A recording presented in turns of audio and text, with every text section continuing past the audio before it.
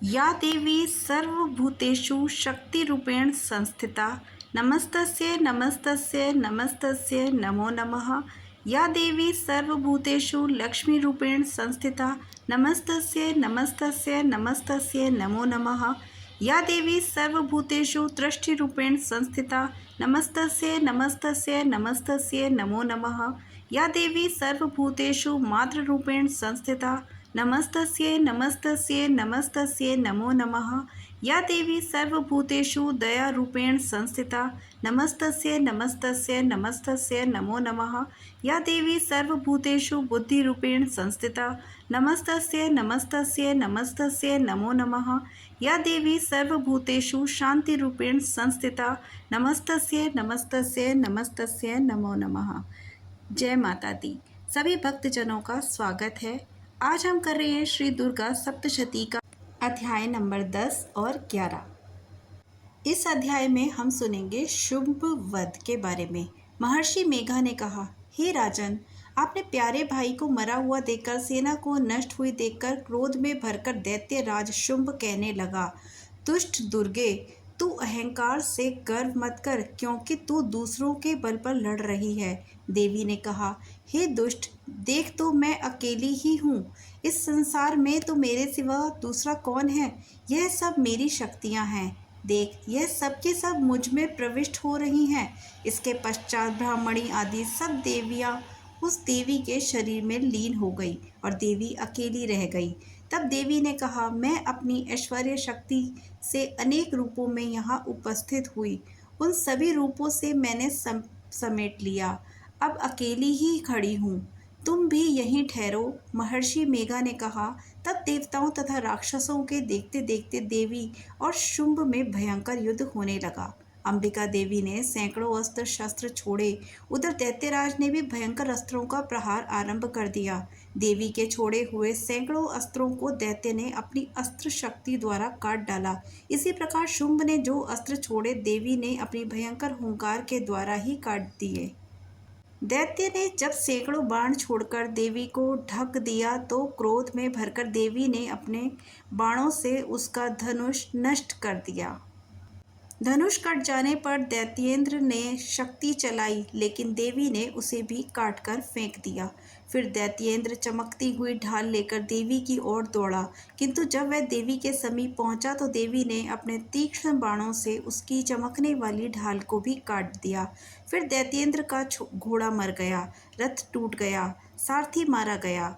तब वह भयंकर मुग्दर लेकर देवी पर आक्रमण करने के लिए चला, किंतु देवी ने अपने तीक्ष्ण बाणों से उसको मुग्ध को भी काट दिया। इस पर दैत्य ने क्रोध में भरकर देवी की छाती में बड़े जोर से मुक्का मारा। दैत्य ने जब देवी को मुक्का मारा तो देवी ने भी उसकी छाती में जोर से एक थप्पड़ मारा। थप्पड़ खाकर वह पहले तो दैत्य पृथ्वी पर गिर पड़ा, किंतु तुरंत ही वह उठ खड़ा हुआ और फिर वह देवी को पकड़कर आकाश की ओर उछला और वहां जाकर दोनों में युद्ध होने लगा। यह युद्ध ऋषियों और देवताओं को आश्चर्य में डालने वाला था। देवी आकाश में दैत्य के साथ बहुत देर तक युद्ध करती रही। फिर देवी ने उसे आकाश में घुमाकर पृथ्वी पर गिरा दिया। दुष्टात्मा दैत्य पुनः उठकर देवी को मारने के लिए दौड़ा। तब उसको अपनी ओर आता हुआ देखकर देवी ने उसकी छाती विदीर्ण करके उसको पृथ्वी पर पटक दिया। देवी के त्रिशूल से घायल होने पर उस दैत्य के प्राण पखेरु उड़ गए और उसके मरने पर समुद्र, द्वीप, पर्वत और पृथ्वी सब कांपने लगे। तदनंतर उस दुष्टात्मा के मरने से संपूर्ण जगत प्रसन्न व स्वस्थ हो गया और आकाश निर्मल हो गया। पहले जो उत्पात सूचक मेघ और उत्पात काल हुआ करते थे, वह सब शांत हो गए। उसके मारे जाने पर नदियां अपने ठीक मार्ग से बहने लगी। संपूर्ण देवताओं का हृदय हर्ष से भर गया और गंधर्वियां सुंदर गान गाने लगी। गंधर्व बाजे बजाने लगे और अप्सराएं नाचने लगी। पवित्र वायु बहने लगी। सूर्य की कांति स्वच्छ हो गई। यक्षशालाओं की बुझी हुई अग्नि अपने आप प्रज्वलित हो उठी और चारों दिशाओं में शांति फैल गई। जय माता काली की। इतना ही था 10वां अध्याय। अगला अध्याय है 11वां। चलिए प्रारंभ करते हैं।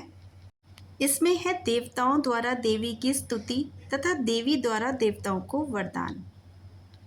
महर्षि मेघा कहते हैं, दैत्य के मारे जाने पर इंद्रादि देवता अग्नि को आगे करके कात्यायनी देवी की स्तुति करने लगे। उस समय अभीष्ट की प्राप्ति के कारण उनके मुख खिले हुए थे। देवताओं ने कहा, हे शरणागतों के दुख दूर करने वाली देवी, तुम प्रसन्न हो। हे संपूर्ण जगत की माता, तुम प्रसन्न हो जाओ।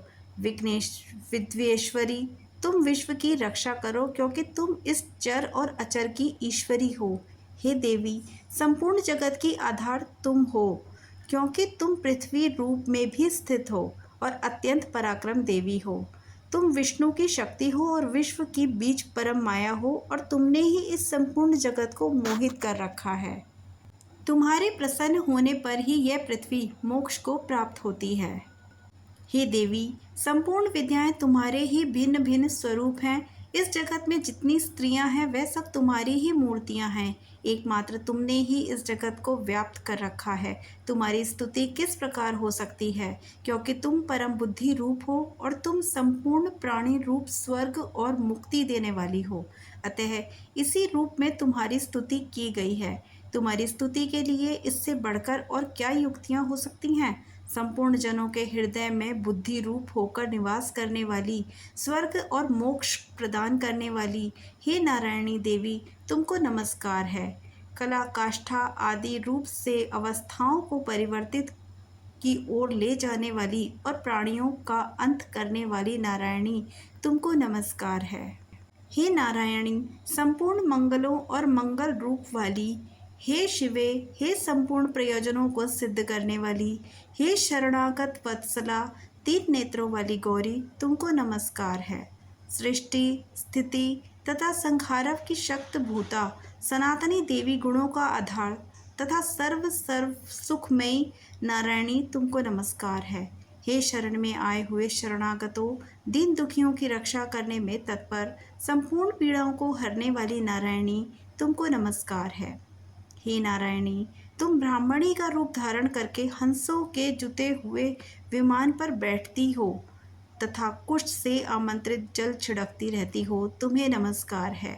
महेश्वरी रूप से तुम त्रिशूल, चंद्रमा और सर्पों को धारण करने वाली हो। महावृषभ वाहन वाली नारायणी, तुम्हें नमस्कार है। मोरों तथा मुकुष्टों से घिरी रहने वाली, महाशक्ति को धारण करने वाली, हे कौमारी रूप धारिणी निष्पाप नारायणी, तुम्हें नमस्कार है। हे शंख, चक्र, गदा, फर, श्रांग, धनुष रूप आयुधों को धारण करने वाली वैष्णवी शक्ति रूपा नारायणी, तुम्हें हम सब पर तुम प्रसन्न हो जाओ, तुम्हें नमस्कार है। हे दांतों पर पृथ्वी धारण करने वाली, वारय रूपिणी कल्याणमयी नारायणी, तुम्हें नमस्कार है। हे उग्र नरसिंह रूप से दैत्यों को मारने वाली, त्रिभुवन की रक्षा में संलग्न रहने वाली नारायणी, तुम्हें नमस्कार है। हे मस्तक पर किरीट और हाथ में महावज्र धारण करने वाली, सहस्र नेत्रों के कारण उज्ज्वल, वत्रासुर के प्राण हरने वाली इंद्र शक्ति है नारायणी, तुम्हें नमस्कार है। हे शिवदूती स्वरूप से दैत्यों के महामद को नष्ट करने वाली, हे घोर रूप वाली, हे महाशब्द वाली, हे नारायणी, तुम्हें नमस्कार है। दाढ़ों के कारण विकराल मुख वाली, मुंडमाला से विभूषित मुंडमर्दिनी चामुंडा रूपा नारायणी, तुम्हें नमस्कार है। हे लक्ष्मी, लज्जा, महाविद्या, श्रद्धा, पुष्टि, स्वधा, ध्रुवा, महारात्रि तथा महाविद्या स्वरूपा नारायणी, तुमको नमस्कार है। हे मेघा, सरस्वती, सर्वोत्कृष्ट ऐश्वर्य रूपी पार्वती, महाकाली, नियंता तथा ईश्वर रूपी नारायणी, तुम्हें नमस्कार है। हे सर्वरूप सुरेश्वरी, सर्वशक्ति युक्त देवी, हमारी भय से रक्षा करो, तुम्हें नमस्कार है। हे कात्यायनी, तीन नेत्रों से भूषित, तेरा यह सौम्य मुख सब तरह के डरों से हमारी रक्षा करे, तुम्हें नमस्कार है। हे भद्रकाली, ज्वालाओं के समान भयंकर, अति उग्र और संपूर्ण असुरों को नष्ट करने वाला तुम्हारा त्रिशूल हमें भयों से बचाता है। तुमको नमस्कार है। हे देवी, जो शब्द से इस जगत को पूरित करके दैत्यों के तेज को नष्ट करता है, वह आपका घंटा इस प्रकार हमारी रक्षा करता है जैसे कि माता अपने पुत्रों की रक्षा करती है। हे चंडिके, असुरों के रक्त और चर्बी से चर्चित हो आपकी तलवार है, वह हमारा मंगल करे। हम तुमको नमस्कार करते हैं। हे देवी, जब तुम प्रसन्न होती हो तो संपूर्ण रोगों को नष्ट कर देती हो, और जब रुष्ट हो जाती हो तो संपूर्ण वांछित मनोकामनाओं को नष्ट कर देती हो। और जो मनुष्य तुम्हारी शरण में आते हैं उन पर कभी विपत्ति नहीं आती, बल्कि तुम्हारी शरण में आए हुए मनुष्य दूसरों को आश्रय देने योग्य हो जाते हैं। अनेक रूपों से बहुत प्रकार की मूर्तियों को धारण करके इन धर्मद्रोही असुरों को तुमने संहार किया है। वे तुम्हारे सिवा कौन हो सकता था? चतुर्दश विद्याएं, षट शास्त्र और चारों वेद तुम्हारे ही प्रकाश से प्रकाशित हैं, जिसमें तुम्हारा ही वर्णन है। और जहाँ राक्षस, विषैले सर्प, शत्रुगण, वहाँ और समुद्र के बीच में भी तुम रहकर इस विश्व की रक्षा करती हो। हे विश्वेश्वरी, तुम विश्व का पालन करने वाली विश्व रूपा हो, इसलिए संपूर्ण जगत को धारण करती हो। इसलिए ब्रह्मा, विष्णु, महेश की भी वंदनीय हो, जो भक्ति पूर्वक तुमको नमस्कार करते हैं। हे विश्व को आश्रय देने वाले बन जाते हैं। हे देवी, तुम प्रसन्न हो जाओ और असुरों को मारकर जिस प्रकार हमारी रक्षा की है तुमने, ऐसे ही हमारे शत्रुओं से सदैव हमारी रक्षा करती रहो। तुम संपूर्ण जगत के पाप नष्ट कर दो और पाप तथा फलस्वरूप होने वाली महामारी आदि बड़े बड़े उपद्रवों को शीघ्र ही दूर कर दो। विश्व की पीड़ा को हरने वाली देवी, शरण में पड़े हुए प्रसन्न हो जाओ। त्रिलोक निवासियों की पूजनीय परमेश्वरी, हम लोगों को वरदान दो। देवी ने कहा, हे देवताओं, मैं तुमको वर देने को तैयार हूँ।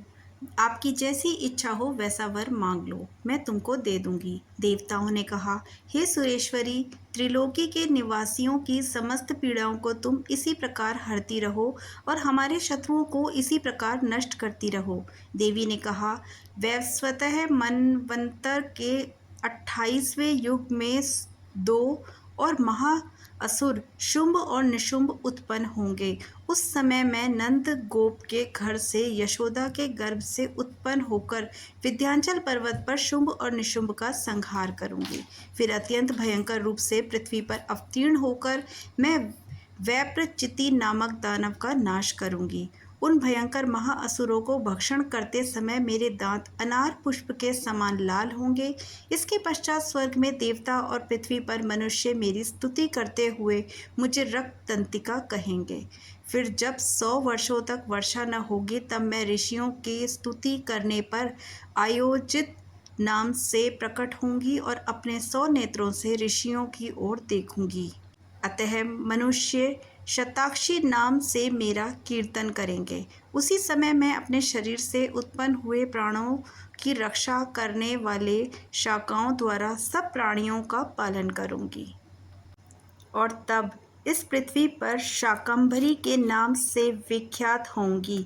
और इसी अवतार में मैं दुर्ग नामक महाअसुर का वध करूंगी और इससे मैं दुर्गा देवी के नाम से प्रसिद्ध होंगी।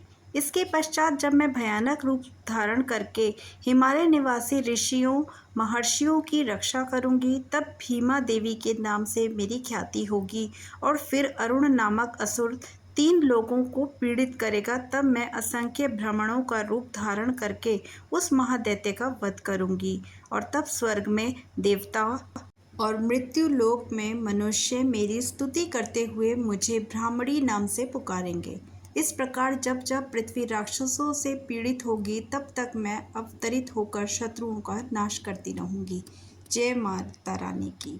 इसी प्रकार है हमारा 11वां अध्याय। 12वां अध्याय हम अगले उस वीडियो में सुनेंगे।